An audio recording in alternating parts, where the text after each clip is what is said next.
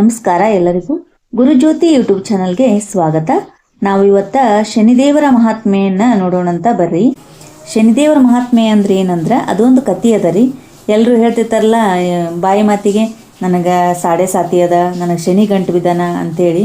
ಏನರ ಕಷ್ಟ ಬಂದಾಗ ಆಲ್ಮೋಸ್ಟ್ ನಮ್ಮ ಬಾಯಾಗ ಬರೋದೇ ನನಗೆ ಸಾಡೆ ಸಾತಿ ಗಂಟು ಬಿದ್ದದ ಅಂತ. ಆ ಸಾಡೆ ಸಾತಿಯಿಂದ ಅಥವಾ ಶನಿದೇವರ ಕಾಟದಿಂದ ತಪ್ಪಿಸಿಕೊಳ್ಬೇಕಂದ್ರೆ ಶನಿವಾರಕ್ಕೊಂದ್ಸಲ ಉಪವಾಸ ಮಾಡಿ ಶನಿದೇವರ ಪೂಜೆ ಮಾಡಿ ಈ ಕಥೆಯನ್ನು ಕೇಳುವುದರಾದರೂ ಆಗಿರ್ಬೋದು ಅಥವಾ ಓದುವುದಾದರೂ ಆಗಿರ್ಬೋದು ಮಾಡುವುದರಿಂದ ಅದರಿಂದ ಸ್ವಲ್ಪ ಪರಿಹಾರ ಆಗ್ತದ ಅನ್ನೋದು ನಂಬಿಕೆ ಅದ. ಆ ಕಥೆನ ನಿಮ್ಮ ಮುಂದೆ ಹೇಳ್ತೀನಿ. ನೀವು ಶನಿವಾರಕ್ಕೊಂದ್ಸಲ ಈ ಕಥೆನ ಹಚ್ಚಿಟ್ಕೊಂಡು ಕೇಳ್ಬೋದು. ಶ್ರೀ ಗಣೇಶ ಶಾರದಾಭ್ಯೋ ನಮಃ. ಶ್ರೀ ಶನಿದೇವಾಯ ನಮಃ. ಉಜ್ಜಯಿನಿ ಎಂಬ ಪಟ್ಟಣದಲ್ಲಿ ವಿಕ್ರಮರಾಜನು ರಾಜ್ಯವಾಳುತ್ತಿದ್ದನು. ಅವನು ಅತ್ಯಂತ ವೀರನಾದ ಅರಸನಾಗಿದ್ದನು. ಒಂದು ದಿನ ಅವನು ತನ್ನ ಸಭಾಮಂಟಪದಲ್ಲಿ ಕುಳಿತುಕೊಂಡಿದ್ದನು. ಪಂಡಿತರೆಲ್ಲರೂ ಉಪಸ್ಥಿತರಿದ್ದರು. ಆಗ ನವಗ್ರಹಗಳಲ್ಲಿ ಶ್ರೇಷ್ಠರಾರು ಎಂಬ ಬಗ್ಗೆ ಚರ್ಚೆಯು ಪ್ರಾರಂಭವಾಯಿತು. ಮೊದಲನೆಯ ಪಂಡಿತನು ರವಿಯ ಸ್ತುತಿ ಮಾಡಿ, ಇವನು ಅತ್ಯಂತ ತೇಜಸ್ವಿಯು, ಇವನ ಉಪಾಸನೆಯನ್ನು ಮಾಡಿದವನಿಗೆ ಗ್ರಹಬಾಧೆ ಇರುವುದಿಲ್ಲ, ಇವನು ವಿಘ್ನಗಳನ್ನು ನಾಶ ಮಾಡುವನು, ಇವನನ್ನು ಸ್ಮರಿಸಿದಾಕ್ಷಣ ಎಲ್ಲ ರೋಗಗಳು ಇಲ್ಲದಂತಾಗುವವು. ರವಿಯು ಎಲ್ಲ ದೇವತೆಗಳಲ್ಲಿ ಮುಖ್ಯನಾಗಿರುವನು, ಎಲ್ಲ ಗ್ರಹಗಳು ಇವನ ಆಜ್ಞೆಯಂತೆ ನಡೆಯುವವು. ಇವನು ಪ್ರತ್ಯಕ್ಷ ಸೂರ್ಯನಾರಾಯಣನು ಎನಿಸಿರುವನು, ಎಲ್ಲರೂ ಇವನನ್ನು ನೋಡಿರುವರು ಅಂದಾಗ ಎರಡನೆಯ ಪಂಡಿತರು ಚಂದ್ರನನ್ನು ವರ್ಣಿಸತೊಡಗಿದರು. ಇವನು ವನಸ್ಪತಿಗಳನ್ನು ರಕ್ಷಿಸುವವನು, ಇವನ ಆರಾಧ್ಯ ದೈವ ಶಿವ, ಇವನಿಗೆ 16 ಕಲೆಗಳಿರುವವು, ರಾತ್ರಿಗೆ ಇವನೇ ಶೋಭಾಯಮಾನವಾಗಿರುವನು, ಇವನು ಎಲ್ಲರಿಗೂ ಸುಖವನ್ನು ಕೊಡುವನು, ಮನಸ್ಸಿನಿಂದ ಅತೀ ನಿರ್ಮಲನು ಎನ್ನಲು ಮೂರನೆಯ ಪಂಡಿತನು ಮಂಗಳನು ಮಹಾ ಸಾಮರ್ಥ್ಯಶಾಲಿಯು ಎಂದು ನುಡಿದನು.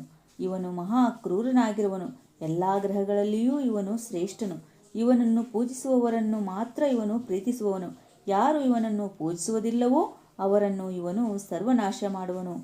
ಆಗ ನಾಲ್ಕನೆಯ ಪಂಡಿತನು ನುಡಿದನು, ಬುಧನು ಮಹಾಬಲಶಾಲಿಯು, ಇವನನ್ನು ಪೂಜಿಸಿದರೆ ಎಲ್ಲ ವಿಘ್ನಗಳು ನಾಶವಾಗುವವು, ಅವರಿಗೆ ಎಲ್ಲ ರೀತಿಯಿಂದಲೂ ತೃಪ್ತಿ ಕೊಡುವನು, ಇವನ ಕೃಪೆಯಾದರೆ ಸಾಕು ಅವನು ಧನವಂತನಾಗುವನು, ಇವನ ಬುದ್ಧಿಯು ಅಸಾಧ್ಯವಾದದ್ದು, ಸಂಸಾರದ ಚಿಂತೆಯನ್ನು ಇವನು ನಾಶ ಮಾಡುವನು.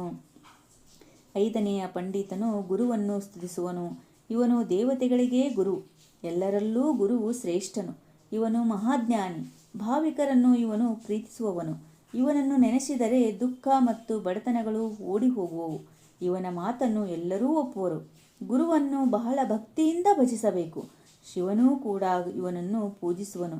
ಆರನೆಯ ಪಂಡಿತನು ಶುಕ್ರನನ್ನು ಸ್ತುತಿಸಿ ಮಾತನಾಡಿದನು, ಇವನು ಮಹಾ ಸಾಮರ್ಥ್ಯಶಾಲಿಯು, ಇವನು ನಮ್ಮ ವಿಘ್ನಗಳನ್ನು ನಾಶ ಮಾಡುವನು, ಯಾರು ಶುಕ್ರನ ಪೂಜೆಯನ್ನು ಮಾಡುವರೋ ಅವರ ಶೌರ್ಯಕ್ಕೆ ಮಿತಿಯಿಲ್ಲ, ಇವನು ದಿವ್ಯವಾದ ದೇಹವುಳ್ಳವನು, ಇವನಿಗೆ ಒಂದೇ ಕಣ್ಣು ಇರುವುದು, ತನ್ನ ಭಕ್ತರ ಎಲ್ಲ ಇಚ್ಛೆಗಳನ್ನು ಪೂರ್ತಿಗೊಳಿಸುವನು. ಮತ್ತೋರ್ವ ಪಂಡಿತನು ರಾಹು ಮತ್ತು ಕೇತು ಇವರಿಬ್ಬರೂ ರಾಕ್ಷಸರು, ಇವರಿಬ್ಬರೂ ಚಂದ್ರ ಸೂರ್ಯರನ್ನು ಕಾಡುವರು, ರಾಹುವು ಚಂದ್ರನನ್ನು ಕೇತುವು ಸೂರ್ಯನನ್ನು ಪೀಡಿಸುವರು, ಇವರು ಎಲ್ಲರನ್ನೂ ಪೀಡಿಸುವರು, ಇವರ ಜಪವನ್ನು ಮಾಡಿದರೆ ಮಾತ್ರ ಇವರು ಸಂತುಷ್ಟರಾಗುವರು, ಇವರಿಬ್ಬರೂ ಬಹಳ ಕ್ರೂರರಾದವರು ಎಂದರು. ಆಮೇಲೆ 9ನೆಯ ಪಂಡಿತನು ನುಡಿದನು, ಶನಿಯು ಎಲ್ಲ ಗ್ರಹಗಳಲ್ಲಿಯೂ ಅತ್ಯಂತ ಶ್ರೇಷ್ಠನು, ಇವನು ಯಾರ ಮೇಲೆ ಕೃಪೆ ಮಾಡುವನೋ ಅವನ ಕೆಲಸವೆಲ್ಲವೂ ನಿರ್ವಿಘ್ನವಾಗಿ ನೆರವೇರುವು, ಇವನು ಯಾರ ಮೇಲೆ ಸಿಟ್ಟಿಗೇಳುವನೋ ಅವರನ್ನು ಇವನು ಸಂಪೂರ್ಣ ನಾಶ ಮಾಡುವನು, ಅವರ ಸಂಸಾರವನ್ನೇ ಹಾಳು ಮಾಡುವನು, ಇವನು ಮಹಾಕೋಪಿಷ್ಠನು, ಇವನು ಎಲ್ಲ ದೇವತೆಗಳನ್ನು ರಾಕ್ಷಸರನ್ನೂ ಕಾಡಿರುವನು, ಮಾನವರನ್ನೂ ಸಹ ಪರಿಪರಿಯಾಗಿ ಕಾಡಿರುವನು, ಅಷ್ಟೇ ಏಕೆ ಸ್ವತಃ ಅವನ ತಂದೆಯನ್ನೂ ಸಹ ಕಾಡಿರುವನು. ಹುಟ್ಟಿದ ಕೂಡಲೇ ಇವನ ದೃಷ್ಟಿಯು ಇವನ ತಂದೆಯ ಮೇಲೆ ಬಿದ್ದಿತು, ಇದರಿಂದ ಅವನ ದೇಹವೆಲ್ಲವೂ ಕುಷ್ಠರೋಗಕ್ಕೆ ಬಲಿಯಾಯಿತು, ಅವನ ಸಾರಥಿಯು ಕುಂಟನಾದನು, ಕುದುರೆಗಳ ಕಣ್ಣುಗಳು ಹಿಂಗಿ ಹೋದವು, ಅವನು ಎಷ್ಟು ಪ್ರಯತ್ನಪಟ್ಟರೂ ಗುಣವಾಗಲಿಲ್ಲ. ಯಾವಾಗ ಶನಿ ದೃಷ್ಟಿಯು ಬೇರೆ ಕಡೆ ತಿರುಗಿತೋ ಆಗ ಎಲ್ಲರಿಗೂ ಸರಿಯಾಯಿತು. ಇದನ್ನು ಕೇಳಿ ವಿಕ್ರಮನು ನಗುತ್ತಾ, ಇಂಥ ಅಪವಿತ್ರ ಮಗನು ಹುಟ್ಟಿರುವುದರಿಂದ ಏನು ಉಪಯೋಗ, ಅವನು ಮಗನಲ್ಲ ವೈರಿ, ಹುಟ್ಟಿದ ಕೂಡಲೇ ಅವನು ಅಪಾಯವನ್ನು ಮಾಡಿದ ಮೇಲೆ ದೊಡ್ಡವನಾದ ಮೇಲೆ ಅವನು ಎಷ್ಟು ಅಪಾಯವನ್ನು ಮಾಡ್ಯಾನು. ಚಪ್ಪಾಳೆಯನ್ನು ಬಾರಿಸುತ್ತಾ ವಿನೋದವಾಗಿ ವಿಕ್ರಮನು ರಾಜಸಭೆಯಲ್ಲಿ ಈ ರೀತಿ ಹಾಸ್ಯವಾಗಿ ಮಾತನಾಡುತ್ತಿದ್ದನು. ಆ ಕ್ಷಣವೇ ವಿಮಾನದಲ್ಲಿ ಆಕಾಶ ಮಾರ್ಗವಾಗಿ ಸಂಚರಿಸುತ್ತಿದ್ದ ಶನಿದೇವನು ವಿಕ್ರಮರಾಜನ ಮಾತುಗಳನ್ನು ಕೇಳಿ ರಾಜ್ಯಸಭೆಯಲ್ಲಿ ವಿಮಾನ ಸಹಿತವಾಗಿ ಬಂದು ಕುಳಿತನು. ಪಂಡಿತರೆಲ್ಲರೂ ಶನಿದೇವನು ಬಂದನೆಂದು ನುಡಿದರು. ಆಗ ವಿಕ್ರಮನು ಸಿಂಹಾಸನದಿಂದ ಇಳಿದು ಬಂದು ಶನಿದೇವನ ಪಾದದ ಮೇಲೆ ಬಿದ್ದನು. ಶನಿದೇವನು ಅರಸನನ್ನು ಕುರಿತು, ನೀನು ಬಹಳ ಸೊಕ್ಕಿಗೆದ್ದಿರುವೆ, ಆದ್ದರಿಂದಲೇ ನನ್ನನ್ನು ಕುರಿತು ಹಾಸ್ಯ ಮಾಡುತ್ತಿರುವೆ. ಕನ್ಯಾ ರಾಶಿಯು ಬಂದಾಗ ನಾನು ಬರುವೆನು, ಆಗ ನೀನು ನನ್ನ ಸಾಮರ್ಥ್ಯವನ್ನು ನೋಡು ಎಂದು ನುಡಿದು ಶನಿದೇವನು ತನ್ನ ವಿಮಾನವನ್ನೇರಿದನು. ಆಗ ವಿಕ್ರಮರಾಜನು ಅತಿ ದೈನ್ಯದಿಂದ ಶನಿರಾಜನನ್ನು ಈ ರೀತಿಯಾಗಿ ಬೇಡಿಕೊಂಡನು. ದೀನನಾದ ನನ್ನನ್ನು ರಕ್ಷಿಸು, ನನ್ನ ಮಾತುಗಳನ್ನು ಮರೆತು ನನಗೆ ಕ್ಷಮೆ ನೀಡು ಎಂದನು. ಆದರೆ ಶನಿದೇವನು ಅದರಿಂದ ಸಮಾಧಾನ ಹೊಂದಲಿಲ್ಲ. ನನ್ನ ಪರಾಕ್ರಮವನ್ನು ಒಮ್ಮೆ ನೋಡು ಎಂದು ಶನಿದೇವನು ನುಡಿದು ಹೊರಟು ಹೋದನು. ಆಗ ವಿಕ್ರಮರಾಜನು ಶನಿದೇವನನ್ನು ವ್ಯರ್ಥವಾಗಿ ನಿಂದಿಸಿದ್ದರಿಂದ ತನಗೆ ಅವನು ಕಷ್ಟ ಕೊಡದೇ ಬಿಡುವುದಿಲ್ಲ ಎಂದು ಚಿಂತಾಕ್ರಾಂತನಾದನು. ಆದರೂ ಆದದ್ದಾಗಲಿ ಎಂದು ಸಮಾಧಾನ ಮಾಡಿಕೊಂಡು ಸಭೆಯನ್ನು ವಿಸರ್ಜಿಸಿದನು. ಹೀಗೆ 1 ತಿಂಗಳು ಕಳೆದು ಹೋಯಿತು. ವಿಕ್ರಮರಾಜನು ಪ್ರತಿದಿನ ಸ್ನಾನ ಮಾಡಿ ಶನಿದೇವನನ್ನು ಶ್ರದ್ಧೆಯಿಂದ ಪೂಜಿಸುತ್ತಿದ್ದನು. ಹೀಗಿರಲು ಮುಂದೆ ಕನ್ಯಾ ರಾಶಿಗೆ ಶನಿಯು ಬಂದಾಗ ಆತನ ದೃಷ್ಟಿಯು ವಿಕ್ರಮನ ಮೇಲೆ ಬಿದ್ದಿತು. ಆಗ ಪಂಡಿತರು ವಿಕ್ರಮನಿಗೆ ಈ ರೀತಿಯಾಗಿ ನುಡಿದರು. ಭಾವಿಕರಲ್ಲದವರನ್ನು ಇವನು ಬಹಳ ಪೀಡಿಸುವನು. ಆದ್ದರಿಂದ ನೀನು ಶನಿಯನ್ನು ಭಕ್ತಿಯಿಂದ ಪೂಜೆ ಮಾಡು. ಅವನ ಪೀಡೆಯನ್ನು ತಪ್ಪಿಸಿಕೊಳ್ಳಲು ಸಾಧ್ಯವಿಲ್ಲವಾದರೂ ಅವನ ಪೀಡೆಯನ್ನು ಎದುರಿಸುವ ಧೈರ್ಯ ನಿನ್ನಲ್ಲಿ ಬರುವುದು. ಅವನು 7.5 ವರ್ಷ ಪೀಡೆ ಕೊಡುವನು.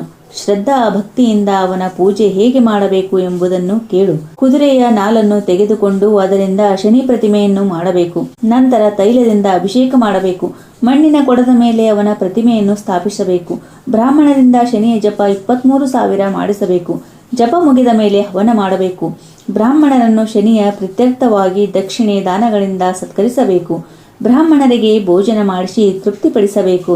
ಇದರಿಂದ ಶನಿದೇವನು ಪ್ರಸನ್ನನಾಗುವನು. ಆಗ ವಿಕ್ರಮರಾಜನು ಪಂಡಿತರು ಹೇಳಿದಂತೆ ಶನಿದೇವರನ್ನು ಶ್ರದ್ಧೆಯಿಂದ ಪೂಜಿಸುತ್ತಾ ಸ್ವಸ್ಥ ಚಿತ್ತದಿಂದ ಇದ್ದನು. ಒಂದು ದಿನ ಶನಿದೇವನು ಕುದುರೆಗಳನ್ನು ಮಾರುವವನ ವೇಷದಲ್ಲಿ ಉಜ್ಜೇನಿಗೆ ಬಂದನು. ಅವನು ವೇಷವನ್ನು ಬದಲಿಸಿದ್ದರಿಂದ ಶನಿದೇವನೆಂದು ಯಾರಿಗೂ ಗೊತ್ತಾಗಲಿಲ್ಲ. ವಿಕ್ರಮನು ಆ ಕುದುರೆಗಳ ಬೆಲೆಯನ್ನು ವಿಚಾರಿಸಿದಾಗ, ಕುದುರೆಯ ಮೇಲೆ ಹತ್ತಿ ನೋಡಿರಿ, ಆಗ ಇವುಗಳ ಬೆಲೆಯು ನಿಮಗೆ ಗೊತ್ತಾಗುವುದು ಎಂದು ಶನಿದೇವನು ನುಡಿದನು. ಆಗ ವಿಕ್ರಮರಾಜನು ಕುದುರೆಯ ಮೇಲೆ ಏರಿದನು. ಕುದುರೆಯು ಅತೀ ಉತ್ತಮವಾಗಿ ಓಡುತ್ತಿತ್ತು. ವಿಕ್ರಮನು ಚಾಬುಕದಿಂದ ಕುದುರೆಗೆ ಒಂದು ಏಟು ಹೊಡೆದನು. ಆಗ ಕುದುರೆಯು ಅತೀ ವೇಗವಾಗಿ ಓಡತೊಡಗಿತು. ವಿಕ್ರಮನನ್ನು ಅದು ಮಹಾರಣ್ಯಕ್ಕೆ ಕರೆದುಕೊಂಡು ಬಂದಿತು. ಆ ಅರಣ್ಯದಲ್ಲಿ ಒಂದು ನದಿಯ ದಂಡೆಯ ಮೇಲೆ ಕುದುರೆಯು ಬಂದು ನಿಂತಿತು. ಆಗ ರಾಜನು ಕುದುರೆಯಿಂದ ಕೆಳಗೆ ಇಳಿದನು. ಆ ಕುದುರೆಯು ಮಾಯವಾಯಿತು. ನದಿಯೂ ಇಲ್ಲದಂತಾಯಿತು. ಇದೆಲ್ಲವನ್ನು ಕಂಡು ವಿಕ್ರಮನಿಗೆ ಆಶ್ಚರ್ಯವಾಯಿತು. ಸೂರ್ಯನು ಅಸ್ತಂಗತನಾದ್ದರಿಂದ ಎಲ್ಲ ಕಡೆಗೂ ಅಂಧಕಾರವು ಹರಡಿತು. ವಿಕ್ರಮನಿಗೆ ಏನು ಮಾಡಬೇಕೆಂಬುದು ತಿಳಿಯದಂತಾಯಿತು. ಆ ರಾತ್ರಿಯನ್ನು ಅಲ್ಲಿಯೇ ಕಳೆದು ಬೆಳಗಾದ ಮೇಲೆ ವಿಕ್ರಮನು ಅಲ್ಲಿಂದ ಹೊರಟು ತಾಮಲಿಂದ ಎಂಬ ನಗರಕ್ಕೆ ಬಂದನು. ಇತ್ತ ಕಡೆಗೆ ಉಜ್ಜೇನಿಯಲ್ಲಿಯ ಜನರು ಅರಸರ ಹಾದಿ ನೋಡತೊಡಗಿದರು. ಅರಸನು ಬೆಳಗಾದರೂ ಬಾರದಿದ್ದುದರಿಂದ ಅವರು ಚಿಂತಾಕ್ರಾಂತರಾದರು. ಆಗ ಶನಿದೇವನು, ನನ್ನ ಕುದುರೆಯನ್ನು ಕೊಡಿ, ಇಲ್ಲವೇ ಅದರ ಬೆಲೆಯನ್ನು ಕೊಡಿ ಎಂದು ಕೇಳತೊಡಗಿದನು. ಸರದಾರರು ಊರಿನ ಸುತ್ತಮುತ್ತಲೂ ಕುದುರೆಯನ್ನು ಅರಸನನ್ನೂ ಹುಡುಕಿದರು. ಆದರೆ ಅವರಿಗೆ ರಾಜನ ಸುಳಿವು ಹತ್ತಲಿಲ್ಲ. ಕೊನೆಗೆ ಉಪಾಯವಿಲ್ಲದೆ ಆ ಕುದುರೆಯ ಬೆಲೆಯನ್ನು ಶನಿದೇವನಿಗೆ ಕೊಟ್ಟು ಕಳುಹಿಸಿದರು. ರಾಜನು ತಾಮಲಿಂದಾಪುರಕ್ಕೆ ಬಂದು ಅಲ್ಲಿ ಶ್ರೀಪತಿ ಎಂಬ ವ್ಯಾಪಾರಸ್ಥನ ಕಟ್ಟೆಯ ಮೇಲೆ ಕುಳಿತುಕೊಂಡನು. ಅಂದು ಆ ವ್ಯಾಪಾರಸ್ಥನಿಗೆ ಉತ್ತಮ ವ್ಯಾಪಾರ ನಡೆಯತೊಡಗಿತು. ಈ ಅಪರಿಚಿತ ವ್ಯಕ್ತಿಯ ಉಪಸ್ಥಿತಿಯಿಂದ ತನ್ನ ವ್ಯಾಪಾರದಲ್ಲಿ ಅಭಿವೃದ್ಧಿಯಾಯಿತೆಂದು ವಿಕ್ರಮನನ್ನು ಮನೆಗೆ ಕರೆದುಕೊಂಡು ಹೋಗಿ ಆದರಿಸಿದನು. ವಿಕ್ರಮನ ಕುಲ ಗೋತ್ರಗಳನ್ನು ವಿಚಾರಿಸಿದನು. ವಿಕ್ರಮನಿಗೆ ಸವಿಯಾದ ಭೋಜನವನ್ನು ಮಾಡಿಸಿದನು. ವಿಕ್ರಮನು ಅವನ ಮನೆಯಲ್ಲಿಯೇ ವಿಶ್ರಾಂತಿಯನ್ನು ತೆಗೆದುಕೊಂಡನು. ಅಪರಿಚಿತ ವ್ಯಕ್ತಿಯು ಸಭ್ಯ ಗೃಹಸ್ಥನಂತೆ ಕಂಡು ಬಂದದ್ದರಿಂದ ಆ ವ್ಯಾಪಾರಸ್ಥನು ತನ್ನ ಮಗಳಾದ ಅಲೋಲಿಕೆಯನ್ನು ಅವನಿಗೆ ಕೊಡಬೇಕೆಂದು ನಿಶ್ಚಯಿಸಿದನು. ಅವನ ಮಗಳು ಅತೀ ಸುಂದರವಾಗಿದ್ದಳು. ಅವಳ ಸಲುವಾಗಿ ಎಷ್ಟು ವರಗಳನ್ನು ಹುಡುಕಿದರೂ ಅವಳು ಯಾವ ವರನನ್ನೂ ಒಪ್ಪುತ್ತಿರಲಿಲ್ಲ. ಈಗ ಉತ್ತಮವಾದ ವರನು ನಮ್ಮ ಮನೆಗೆ ಬಂದಿರುವನು, ಅವನನ್ನು ಮದುವೆಯಾಗು ಎಂದು ವ್ಯಾಪಾರಸ್ಥರು ತನ್ನ ಮಗಳಿಗೆ ನುಡಿದನು. ನಾನು ಅವನನ್ನು ಪರೀಕ್ಷಿಸಿಲ್ಲ, ನಾನು ಪರೀಕ್ಷಿಸದೆ ಯಾರನ್ನೂ ಮದುವೆಯಾಗುವುದಿಲ್ಲ. ಈ ದಿನ ರಾತ್ರಿ ಅವನನ್ನು ಕೇವಲ ಮಾತುಗಳ ಚಾತುರ್ಯದಿಂದ ಪರೀಕ್ಷಿಸುವೆನು ಎಂದು ನುಡಿಯಲು ವ್ಯಾಪಾರಸ್ಥನು ಅದಕ್ಕೆ ಸಮ್ಮತಿ ವ್ಯಕ್ತಪಡಿಸಿದನು. ವ್ಯಾಪಾರಸ್ಥನು ವಿಕ್ರಮನನ್ನು ತನ್ನ ಮಗಳ ಬಳಿಗೆ ಕಳುಹಿಸಿದನು.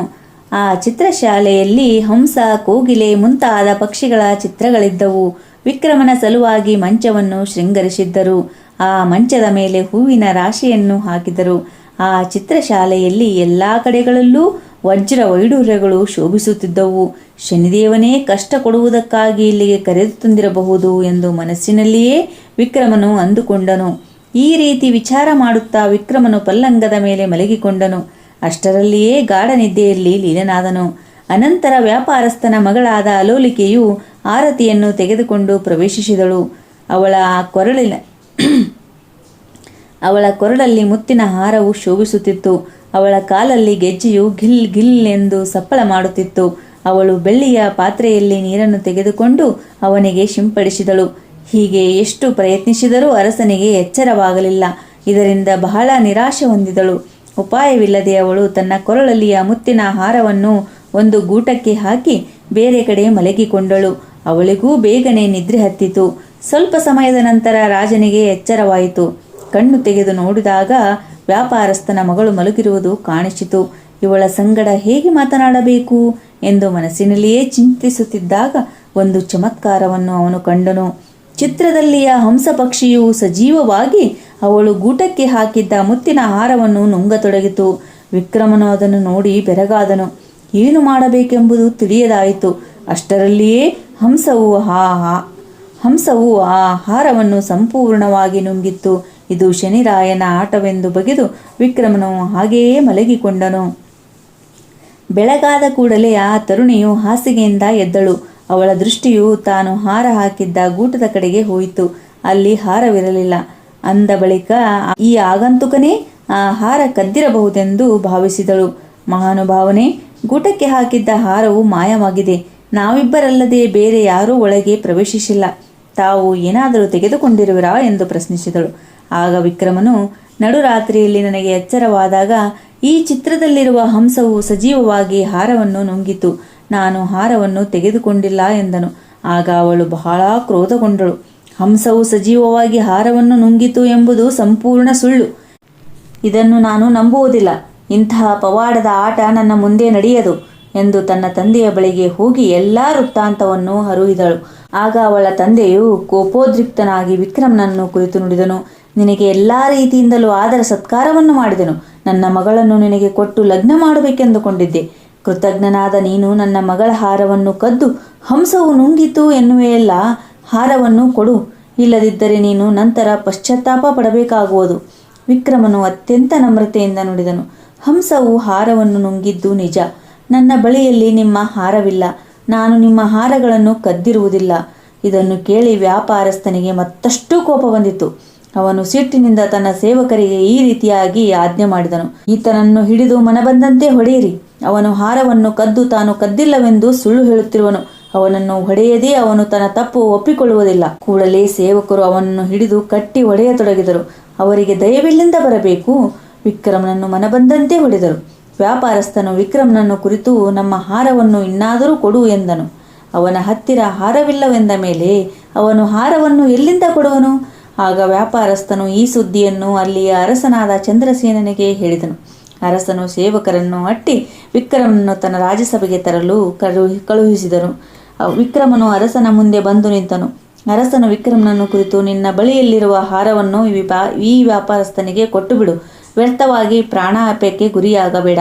ಆಗ ವಿಕ್ರಮನು, ಮಹಾರಾಜನೇ, ಮುತ್ತಿನ ಹಾರವನ್ನು ನಾನು ಕದ್ದವನಲ್ಲ. ಅಸತ್ಯ ಮಾತನ್ನು ನಾನು ಎಂದೂ ನುಡಿಯನು. ಮುತ್ತಿನ ಹಾರವು ಮಾಯವಾದ ಘಟನೆಯನ್ನು ನಾನು ಮಾತ್ರ ಕಂಡಿರುವೆ. ಹಂಸವು ಸಜೀವವಾಗಿ ಹಾರವನ್ನು ನುಂಗಿತು. ನನಗೆ ಗ್ರಹವು ಪ್ರತಿಕೂಲವಾಗಿರುವುದರಿಂದ ಹೀಗೆ ಆಗುತ್ತಿರುವುದು. ನನ್ನ ಮೇಲೆ ದಯೆ ತೋರಿಸಿರಿ ಎಂದು ಬಿನ್ನವಿಸಿದನು. ಈ ಮಾತುಗಳನ್ನು ಕೇಳಿ ಅರಸನು ಕುಪಿತನಾಗಿ ಸೇವಕರನ್ನು ಕುರಿತು ಈ ರೀತಿ ಆಜ್ಞೆ ಮಾಡಿದನು. ಇವನ ಕೈಕಾಲುಗಳನ್ನು ಕಡೆದು ಇವನನ್ನು ಊರವರೆಗೆ ಹಾಕಿ ಯಾರೂ ಇವನಿಗೆ ಅನ್ನ ನೀರುಗಳನ್ನು ಕೊಡಕೂಡದು.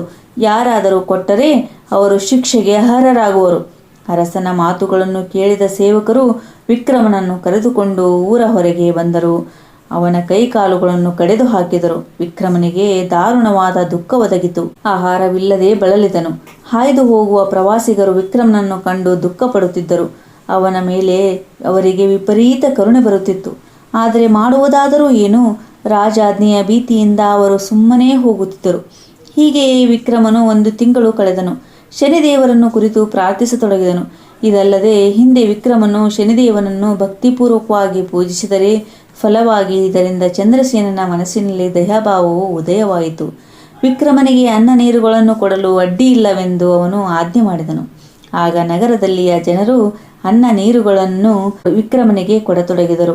ಆದರೂ ಕೈ ಕಾಲುಗಳಿಲ್ಲವಾದ್ದರಿಂದ ವಿಕ್ರಮನಿಗೆ ಅತ್ಯಂತ ವೇದನೆಯಾಗುತ್ತಿತ್ತು.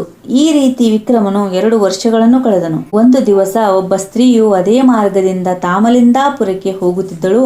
ಅವಳು ಉಜ್ಜಯಿನಿಯವಳು. ಅವಳ ಗಂಡನ ಮನೆಯು ತಾಮಲಿಂದಾಪುರ.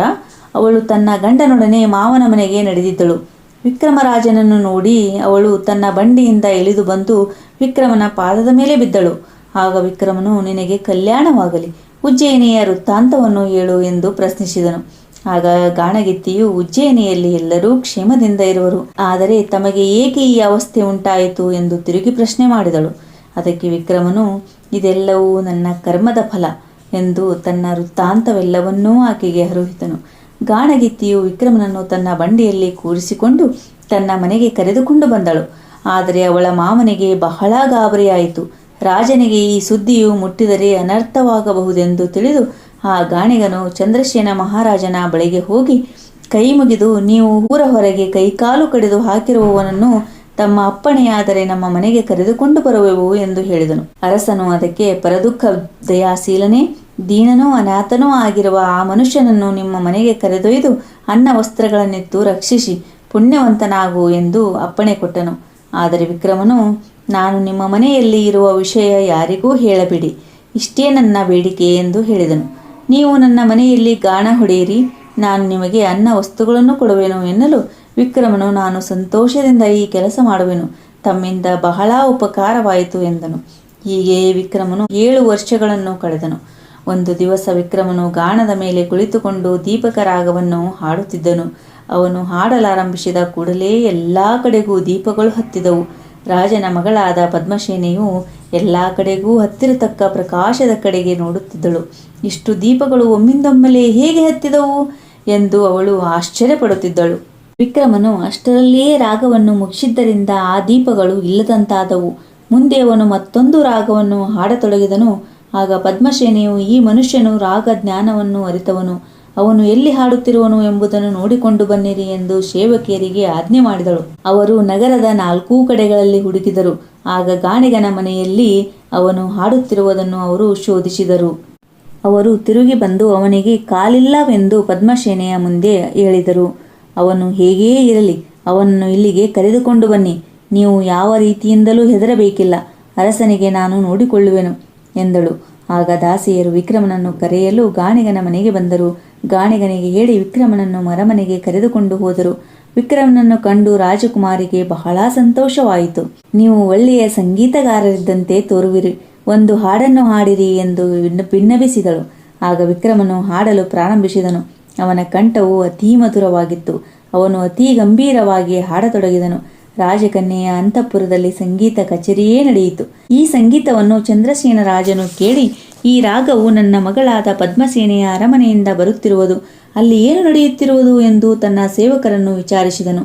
ಸೇವಕರು, ಅಲ್ಲಿ ಒಳ್ಳೆಯ ರಸಭರಿತ ಸಂಗೀತ ಕಚೇರಿಯು ಒಬ್ಬನಿಂದ ನಡೆಯುತ್ತಿದೆ ಎಂದನು. ರಾಜನು ಮಾರನೆಯ ದಿನ ಬೆಳಗ್ಗೆ ರಾಜಕುಮಾರಿಯ ಅಂತಃಪುರಕ್ಕೆ ತೆರಳಿ ಆ ಸಂಗೀತಗಾರರನ್ನು ಭೇಟಿ ಮಾಡಿಸಲು ಸಂಕಲ್ಪಿಸಿದರು. ವಿಕ್ರಮರಾಜನು ಆ ರಾಜಕನ್ಯಕೆಯ ಮಹಡಿಯ ಮೇಲೆ ಕುಳಿತುಕೊಂಡಿದ್ದನು. ಶನಿಯ ಕಾಟವು ಪ್ರಾರಂಭವಾಗಿ 7.5 ವರ್ಷಗಳು ಮುಗಿದಿದ್ದವು. ಇನ್ನು ತನ್ನ ದುರ್ದೈವವು ಎಂದು ಮುಗಿಯುವುದು, ನಾನು ಉಜ್ಜಯಿನಿಯನ್ನು ಯಾವಾಗ ನೋಡುವೆನು ಎಂದು ಮನದಲ್ಲಿ ವಿಚಾರಿಸುತ್ತಿದ್ದನು. ಆಗ ಶನಿದೇವನು ಅವನ ಮುಂದೆ ಪ್ರತ್ಯಕ್ಷನಾದನು. ಶನಿದೇವನು ಅವನನ್ನು ಕುರಿತು ನೋಡಿದನು. ನೀನು ನನ್ನನ್ನು ಗುರುತು ಹಿಡಿಯಲಿಕ್ಕಿಲ್ಲ, ನಿನಗೆ ಈಗ ಪೂರ್ಣ ಅನುಭವ ಬಂದಿರಬಹುದು ಎನ್ನುವಷ್ಟರಲ್ಲಿಯೇ ಶನಿದೇವನಿಗೆ ನಮಸ್ಕಾರ ಮಾಡಬೇಕೆಂದು ವಿಕ್ರಮನು ಹೇಳಲು ಪ್ರಯತ್ನಿಸಿದನು. ಆದರೆ ಕೈಕಾಲುಗಳಲ್ಲಿದ್ದರಿಂದ ನೆಲದ ಮೇಲೆ ಬಿದ್ದು ಹೊರಳಾಡಿದನು.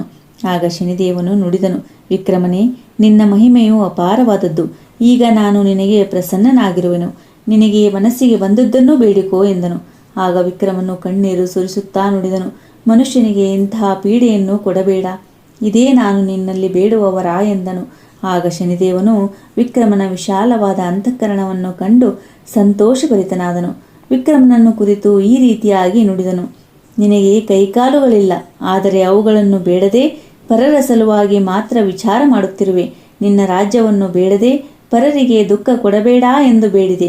ಇದರಿಂದ ನಿನ್ನ ಅಂತಃಕರಣವು ಎಷ್ಟು ವಿಶಾಲವಾದದ್ದು ಎಂಬುದು ಗೊತ್ತಾಗುತ್ತದೆ ಎಂದು ನುಡಿದು ದಿವ್ಯ ದೃಷ್ಟಿಯನ್ನು ಬೀರಿದನು. ವಿಕ್ರಮನ ಕೈಕಾಲುಗಳು ಮೊದಲಿನಂತಾದವು.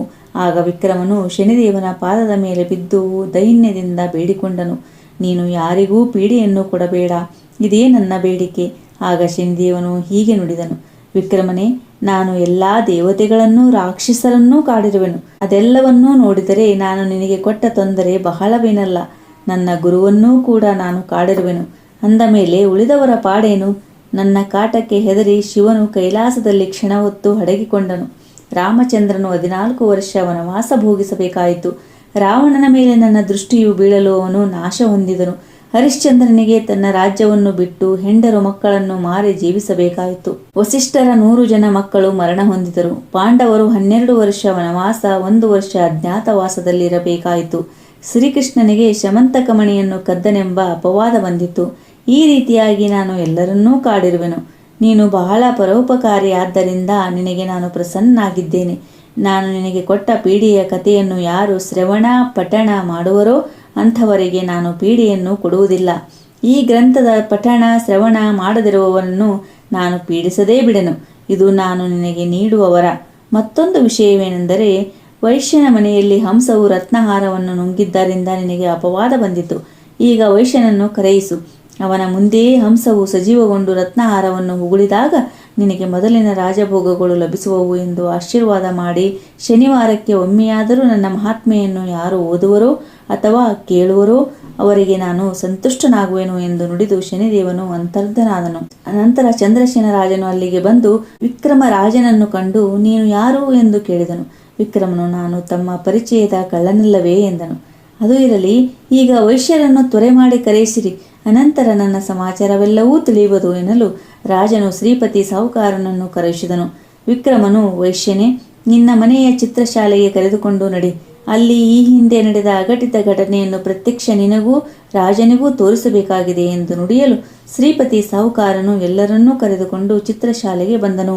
ಆಗ ವಿಕ್ರಮನು ಶನಿದೇವರನ್ನು ಪ್ರಾರ್ಥಿಸಿದನು. ಅವನು ಪ್ರಾರ್ಥಿಸುವುದೇ ತಡ, ಹಂಸವು ಸಜೀವಗೊಂಡು ತಾನು ನುಂಗಿದ ರತ್ನಹಾರವನ್ನು ಉಗುಳಿತು. ಇದೆಲ್ಲವನ್ನೂ ಕಂಡು ವೈಶ್ಯ, ಚಂದ್ರಸೇನ ರಾಜ, ಅಲೋಲಿಕೆಯರು ಬೆರಗಾದರು. ಅಲೋಲಿಕೆಯು ವಿಕ್ರಮನನ್ನು ವರಿಸಲು ನಿಶ್ಚಯಿಸಿದಳು. ವೈಶ್ಯ ಸಾಹುಕಾರನು ತನ್ನ ಕನ್ನಿಕೆಯನ್ನು ವಿಕ್ರಮನಿಗೆ ಕೊಟ್ಟು ಅವನ ಚರಣಗಳಿಗೆ ಎರಗಿ ತನ್ನ ತಪ್ಪಿಗಾಗಿ ಕ್ಷಮೆ ಬೇಡಿದನು. ಚಂದ್ರಸೇನ ರಾಜನು ವಿಕ್ರಮನನ್ನು ಉದ್ದೇಶಿಸಿ, ಮಹಾಪುರುಷನೇ, ನಿನ್ನಿಂದ ಯಾವ ದೇಶವು ಪುನೀತವಾಗಿದೆ? ನಿನ್ನ ನಿಜ ನಾಮಧೇಯವನ್ನು ತಿಳಿಸಬೇಕು ಎಂದು ಬಿನ್ನವಿಸಿದನು. ಆಗ ವಿಕ್ರಮನು, ನಾನು ಉಜ್ಜಯಿನಿಯ ಅರಸ, ನನ್ನ ಹೆಸರು ವಿಕ್ರಮ ಎಂದೊಡನೆ ಚಂದ್ರಸೇನನು ಸಾಷ್ಟಾಂಗವೆರಗಿ, ನನ್ನಿಂದ ಮಹತ್ತರ ಅನ್ಯಾಯವು ಘಟಿಸಿತು, ಅದಕ್ಕಾಗಿ ಕ್ಷಮಿಸಬೇಕೆಂದು ಬೇಡಿಕೊಂಡನು. ವಿಕ್ರಮನು, ನನಗೆ ಪ್ರತಿಕೂಲ ಗ್ರಹಸ್ಥಿತಿ ಇದ್ದುದರಿಂದ ಇದೆಲ್ಲ ನಡೆಯಿತು. ಈಗ ಶನಿದೇವನ ಕೃಪೆಯು ನನಗೆ ಒದಗಿರುವುದರಿಂದ ಸುಖಾಂತವಾಗಿತು. ಇದು ನಿನ್ನ ದೋಷವಲ್ಲ, ಶನಿರಾಯನ ಅವಕೃಪೆಯೇ ಇದಕ್ಕೆ ಕಾರಣವಾಗಿದೆ.